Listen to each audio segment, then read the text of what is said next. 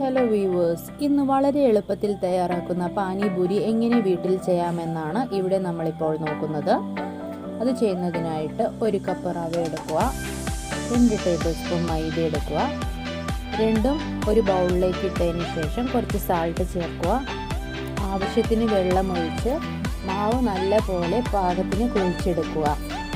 മാവ് നല്ലപോലെ കുഴച്ചതിന് ശേഷം നല്ലൊരു പാകത്തിനായിട്ട് മാവ് കുഴച്ച് വെച്ചതിന് ശേഷം ഒരു നനഞ്ഞ തുണിയെടുത്ത് മാവ് അടച്ചു വയ്ക്കുക. കാരണം മാവ് എങ്ങനെയും 1 മണിക്കൂർ അല്ലെങ്കിൽ 2 മണിക്കൂറെങ്കിലും റെസ്റ്റ് വേണം. അതിന് ശേഷം നമ്മൾ പാനി എങ്ങനെ തയ്യാറാക്കാമെന്നാണ്.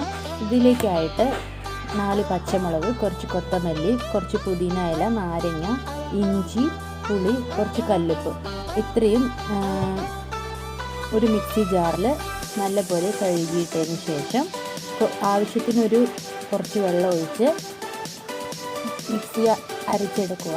അതിനുശേഷം നമ്മൾ റെസ്റ്റ് വെച്ചിരുന്ന മാവെടുത്ത് പാനിപൂരി പരത്തിയെടുക്കുക. എല്ലാം ഈക്വൽ റൗണ്ടായി കിട്ടുന്നതിനായിട്ട് നമ്മളൊരു റൗണ്ട് കട്ടർ ഉപയോഗിച്ച് അത് കട്ട് ചെയ്തെടുക്കുക.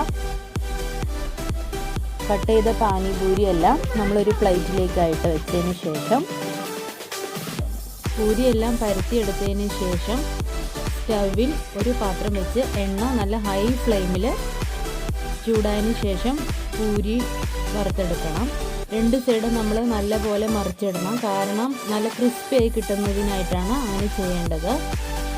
ചൂടായ പാനിപൂരി നമ്മൾ എണ്ണ വടിച്ചതിന് ശേഷം ഒരു ബൗളിലേക്ക് എടുത്ത് മാറ്റി വയ്ക്കുന്നു.